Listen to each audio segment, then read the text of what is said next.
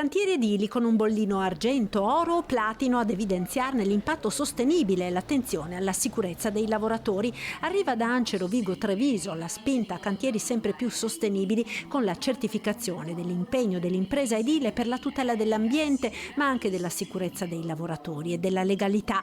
Presentato a Palazzo Giacomelli il nuovo codice di condotta modulato dall'esperienza di Ance Milano. Si sono messi insieme per poter dare un ulteriore slancio ai temi della sostenibilità in tema edilizio, ma non solo, perché coinvolge tutta la filiera che sta dietro al mondo edilizio. Cantiere Impatto Sostenibile è un codice di condotta volontario che prevede una serie di comportamenti per le aziende sottoscrittrici, grandi imprese ma anche quelle meno strutturate, più piccole, per accompagnarle nel percorso legato alla sostenibilità. E farle arrivare pronte quando avere queste cose e non averle sarà una discriminante, ecco. Quindi sarà necessario che quelle imprese siano preparate ad affrontare un tema come quello della sostenibilità che sta entrando nel vivo di tutti gli argomenti, perché ci viene chiesto dalle pubbliche amministrazioni, ci viene chiesto anche dal sistema bancario. Il sistema delle costruzioni negli ultimi anni è stato profondamente segnato dalla lievitazione dei prezzi,